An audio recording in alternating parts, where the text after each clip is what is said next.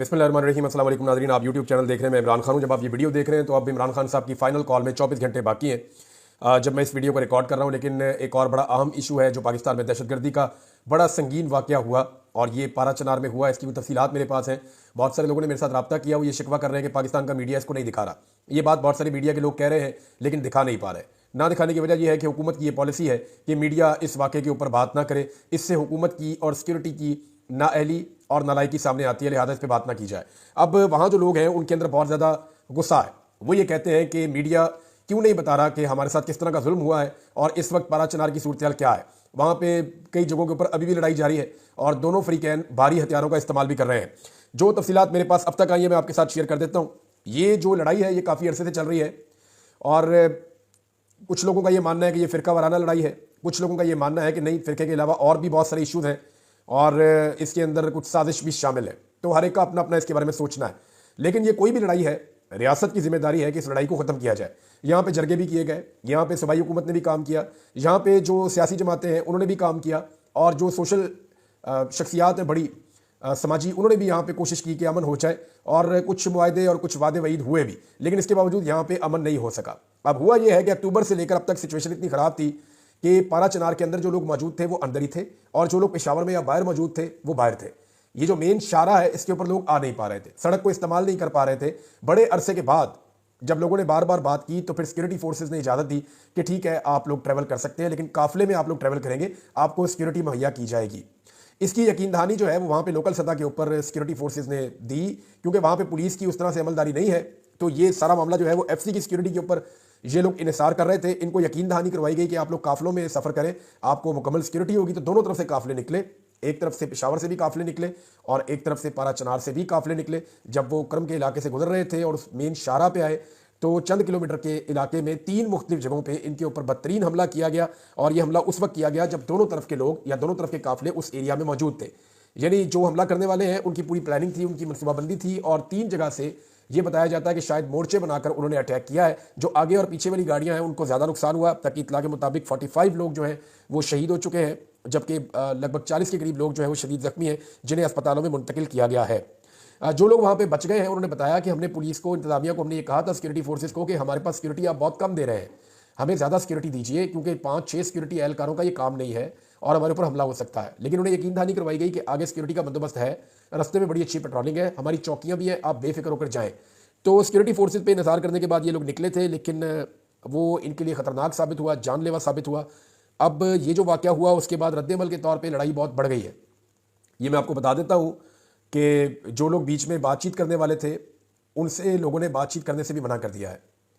अब दोनों फरीकैन के दरमियान इस वक्त झड़पें चल रही हैं और शदीद लड़ाई जारी है। लोअर करम के 3 इलाकों में बीबीसी ने रिपोर्ट किया है कि वहाँ पे शदीद लड़ाई हो रही है। मकानों को, दुकानों को और पेट्रोल पंप्स को आग लगा दी गई है और नुकसान का अभी तक अंदाज़ा नहीं हो रहा। इंटरनेट वहाँ पे मुअत्तल है और अमन व अमान की सूरत हाल इंतहाई मखदूश है। अब ऐसे में सारी सूरत हाल हुकूमत की इस इलाके की जानिब होनी चाहिए थी, लेकिन बदकिस्मती से पूरी की पूरी फेडरल गवर्नमेंट और जितने भी इदारे हैं वो इसी काम पे लगे हैं कि सियासतदानों को कैसे कंट्रोल करना है, इमरान खान को और उसकी पार्टी को कैसे कंट्रोल करना है। ये दहशतगर्दी के खिलाफ लड़ाई जो है, मुझे नहीं लगता कि इसमें उतनी संजीदगी दिखाई जा रही है। इस पर तो होना ये चाहिए था कि फौरी तौर पर फेडरल गवर्नमेंट को जाके वज़ीर आला के साथ बैठना चाहिए था, वज़ीर आला की बात सुननी चाहिए थी, उनको मुकम्मल इख्तियारात भी देने चाहिए थे और उनके साथ मिलकर इस इलाके को क्लियर करना चाहिए था ताकि यहाँ पे मज़ीद खून रेज़ी ना हो। लेकिन अभी वहाँ सिचुएशन ऐसी है कि हालात ख़राब हो रहे हैं। इमरान खान साहब ने इसके ऊपर एक स्टेटमेंट दिया था, मैं ज़रूरी समझता हूँ वहाँ पर आपको बता दूँ। उन्होंने कहा जी, पारा चनार में दहशतगर्दी, टारगेट किलिंग के वाक़यात में कीमती जानों का ज़िया इंतहाई अफसोसनाक और काबिल मज़म्मत है। पाकिस्तान की सिक्योरिटी एजेंसी जिनका काम शहरियों को दहशतगर्दी से बचाना है, उन्हें मुसलसल 2.5 साल से सियासी इंतकाम लेने पर लगाया गया है। पुलिस और फौजी जवान रोज़ाना शहीद हो रहे हैं, लेकिन सिक्योरिटी इदारों की तवज्जो तहरीक इंसाफ को कुचलने पर मरकूज़ है, जिसकी वजह से अमन व अमान की सूरत हाल रोज़ बरोज़ बिगड़ती जा रही है और दहशतगर्दी का मसला दोबारा सर उठा चुका है। पुलिस के आईजीज़ भी मेरिट की बजाय सियासी बुनियादों पर लगाए हुए हैं, जिसकी वजह से पुलिसिंग सिस्टम भी तबाह हो चुका है। मेरा एस्टेब्लिशमेंट और जाली हुकूमत को पैगाम है कि दहशतगर्दी का मामला सिर्फ अस्करी ऑपरेशन से हल होने वाला नहीं है। ये एक हसास मसला है जिसके लिए सियासी हिकमत अमली की अशद ज़रूरत है, मगर यहाँ किसी के पास कोई ऐसी मुअस्सर हिकमत अमली मौजूद नहीं है जिससे इस मसले का खात्मा किया जा सके। जाली हुकूमत की नाअहली इस मामले पर भी सर चढ़कर बोल रही है। सोचना चाहिए कि जब अफगानिस्तान में पाकिस्तान मुखालिफ हुकूमत थी तो इतनी दहशतगर्दी क्यों नहीं हो रही थी जितनी पिछले 2 साल में हो रही है। दहशतगर्दी के खिलाफ और मगरबी सरहद को कंट्रोल करने के लिए तहरीक इंसाफ के पास पूरा एक एक्शन प्लान मौजूद है। अगर हम हुकूमत में दोबारा आते हैं तो इस मसले का हल निकालना मुमकिन है। साबिक वज़ीर-ए-आज़म इमरान खान ने अडयाला जेल में स्टेटमेंट दिया। देखें, वो कैदी होकर इस मसले के ऊपर खुलकर बात कर रहे हैं और इसका सलूशन भी दे रहे हैं और सबको जगाने की कोशिश कर रहे हैं इमरान खान साहब। लेकिन दूसरी जानिब जो लोग आज़ाद हैं, उनकी पूरी तवज्जो सियासी मामलात के ऊपर है, उनकी पूरी तवज्जो अपनी हुकूमत और अपना जाली मैंडेट बचाने के ऊपर है। इकॉनमी का भी बेड़ा गर्क, पाकिस्तान में अमन व अमान का भी बेड़ा गर्क, हर चीज़ की तबाही के बावजूद उनकी सारी तवज्जो इस बात पे है कि किसी तरह अपने इक़्तिदार को तूल दिया जाए, इदारों को कंट्रोल किया जाए और पूरे निज़ाम को अपने काबू में रखा जाए।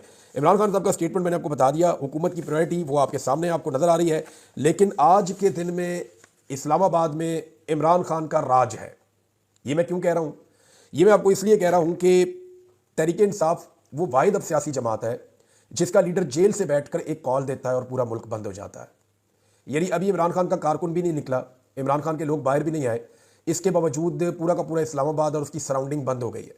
अमली तौर पे जो इस्लामाबाद में जर्नलिस्ट हैं उनसे मैंने बात की तो पुलिस और भी बुलवाई है, बाकी सूबों से पुलिस बुलवाई गई है, सिंध से, बलूचिस्तान से, पंजाब से और खैबर पख्तूनख्वा से FC की नफरी है वो भी बुलाई गई है, रेंजर्स को तलब किया गया है। तो बड़ी तादाद में इस्लामाबाद में पुलिस, FC और रेंजर्स को इकट्ठा किया है इस्लामाबाद की इंतजामिया ने, वजारत दाखिला ने, और लगभग 30,000 एक्स्ट्रा लोग बुलाए गए। तो इतने ज़्यादा लोगों को जो बुलाया गया है तो क्या ये एहतजाज को रोक पाएंगे? मुझे अभी भी डाउट है। वजह यह है कि जो एहतजाज करने वाले हैं वो तो इसी शहर में रहते हैं, उनकी तादाद लाखों में है, और जो लोग उन्हें रोकने आए हैं वो बहुत दूर दराज इलाकों से आए हैं, लंबा ट्रैवल करके आए, उन्होंने वापस भी जाना है सही सलामत। अब उनकी क्या वो दिलचस्पी होगी यहाँ पे? ये वो बड़े सवाल आते हैं कि किसके पास कॉज क्या है। एक तरफ सिर्फ वो नौकरी कर रहे हैं, दूसरी तरफ जो लोग हैं वो अपने मुल्क के मामलात को अपने हाथ में लेने के लिए बाहर निकल रहे हैं। उनके दिमाग में ये है कि हमारे मुल्क के बारे में गलत फैसले किए जा रहे हैं, हमारे मैंडेट का एहतराम नहीं हो रहा, तो हमें इंसाफ लेना है और इंसाफ लेने के लिए हमें बाहर निकलना है। तो उनके पास निकलने के लिए एक नज़रिया मौजूद है, पुलिस के पास सिर्फ एक नज़रिया है कि जनाब हमने अपनी नौकरी करनी है। अब अगर पाकिस्तान तहरीक इंसाफ जो है, यानी इमरान खान ये सलाहियत हासिल कर चुका है, ये सलाहियत किसी के पास नहीं है। कभी नवाज शरीफ ये सोच भी सकते हैं कि वो जेल में बैठ के पूरा मुल्क बंद कर देंगे? अल्ताफ हुसैन के बाद ये कैपेसिटी थी कि वो बरतानिया में बैठ के, लेकिन वहाँ पे हथियार भी इस्तेमाल होते थे, यहाँ तो कोई हथियार भी इस्तेमाल नहीं हो रहे, लेकिन उनके पास ये कैपेसिटी थी कि वो बरतानिया में बैठकर एक शहर का बड़ा हिस्सा बंद कर देते थे। लेकिन यहाँ पूरा मुल्क बंद हो जाता है एक शख्स की कॉल पे। नवाज शरीफ ऐसा कभी सोच भी नहीं सकते। नवाज शरीफ की आज पाकिस्तान में हुकूमत है, हुकूमत में होने के बावजूद वो मुल्क बंद नहीं कर सकते। कभी आसिफ अली जरदारी भी ऐसा सोच नहीं सकते।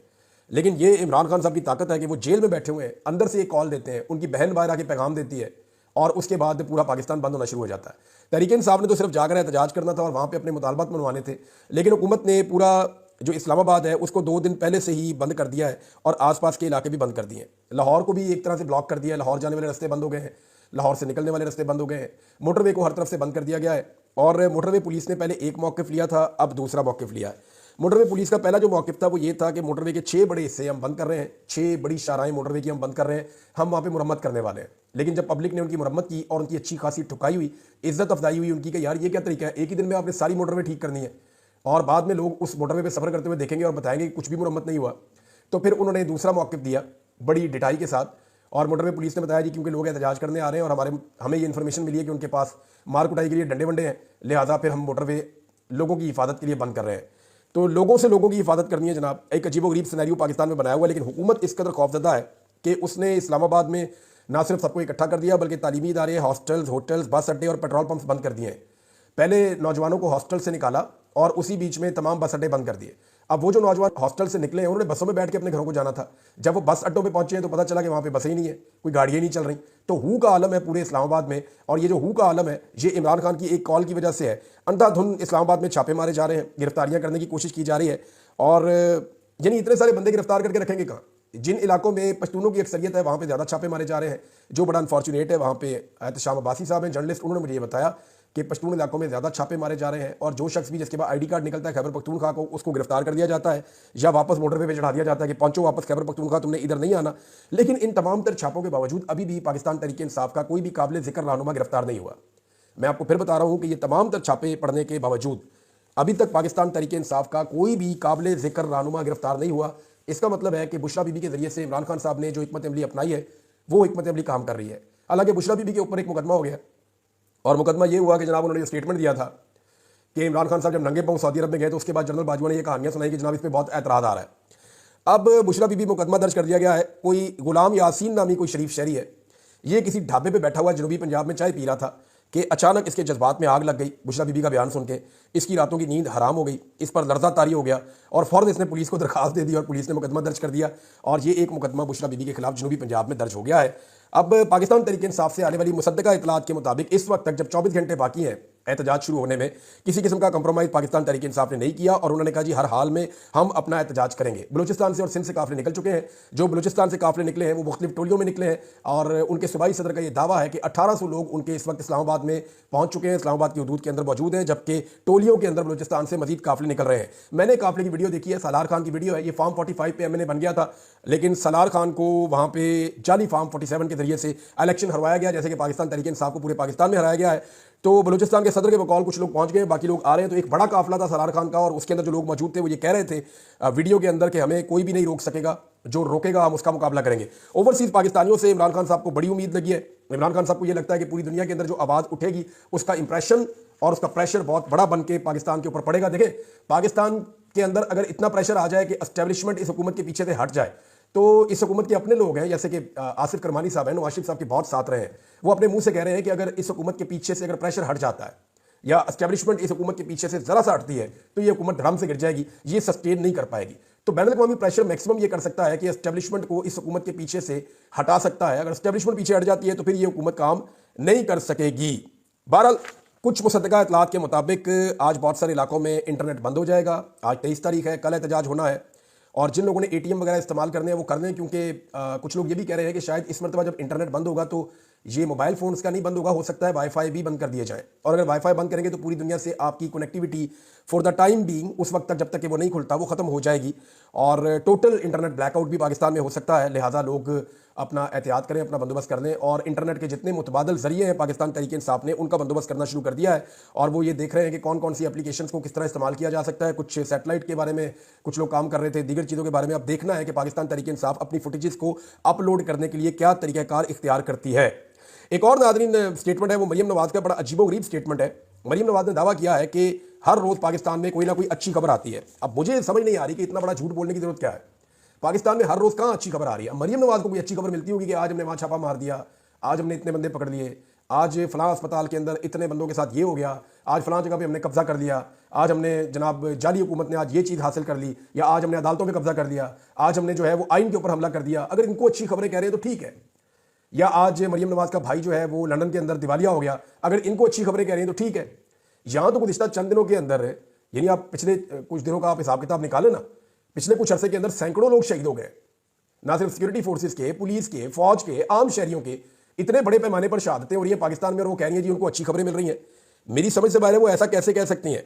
पाकिस्तान के लिए तो लगातार बुरी खबरें आ रही हैं, दहशतगर्दी में इजाफा हो रहा है, चीन पाकिस्तान से नाराज हो रहा है, यूरोप, अमेरिका और अक़वाम मुत्तहिदा के खतूत आ रहे हैं और करारदादें पेश की जा रही हैं। हर चीज़ इमरान खान के दौर से ज़्यादा आज महंगी है।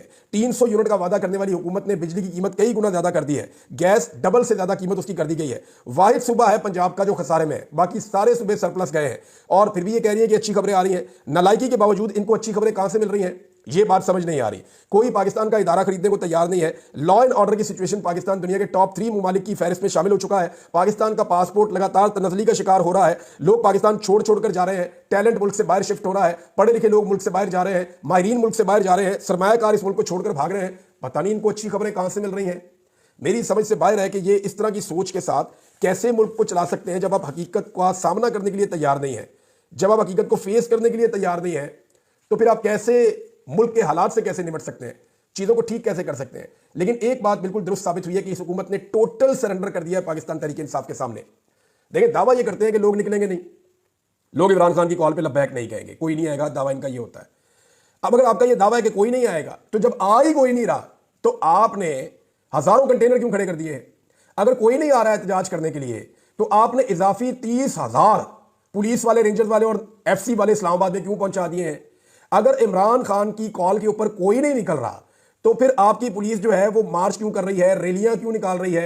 अगर कोई नहीं निकल रहा तो खंदकें क्यों खोदी जा रही हैं? अगर कोई नहीं निकल रहा तो फिर इंटरनेट क्यों बंद किया जा रहा है? अगर कोई नहीं निकल रहा तो आपका फोकस आपके असल कामों की तरफ क्यों नहीं है? सारा फोकस आपका इस्लामाबाद और इस कॉल के ऊपर क्यों है? आप क्यों शहरों को बंद कर रहे हैं? अभी एक जर्नलिस्ट है वो बता रहे थे कि 4 घंटे से लाश लेके एम्बुलेंस फिर रही है और उसको लाहौर में दाखिल होने का रास्ता नहीं मिल रहा कि उनकी तदफीन करनी है। रात 12:30 बजे उनका जनाजा था, उन्होंने ट्वीट करके सारी सिचुएशन बताई हुई है। तो अगर तो इमरान खान की कॉल पे लोग नहीं निकलते तो भाई इतना खौफ किस बात का है? डरे हुए क्यों हो, सहमे हुए क्यों हो? इसका मतलब यह है कि आप झूठ बोल रहे हैं। इसका मतलब यह है कि आप झूठ बोल रहे हैं और आपके पास इमरान खान के बयानिए का तोड़ कोई नहीं है। लिहाजा फस्तायत और जबर की एक नई किस्त आप मुतारिफ करवा रहे हैं। लेकिन इस दफा अगर पाकिस्तानी निकला है और पाकिस्तान तहरीके इंसाफ ने सब्र से काम लिया, तहरीके इंसाफ ने हुकूमत को थकाने वाला काम किया और अगर सवाबी में बैठ गया तहरीके इंसाफ वाले बड़ी तादाद में आकर और हुकूमत से कहा कि जब आप रास्ते खोलेंगे हम आ जाएंगे इस्लामाबाद में, और अगर वहां पे बैठे रहना ये, तो फिर इस हुकूमत का तख्ता हो जाएगा। ये मैं आपको बता रहा हूं कि हुकूमत को थकाना जरूरी है लड़ने से ज्यादा। अगर पाकिस्तान तहरीके इंसाफ इस हिकमत अमली पे जाती है तो सिचुएशन कुछ और होगी। अब तक इतने, अपना ख्याल रखिएगा, अपने चैनल का भी। अल्लाह हाफिज़।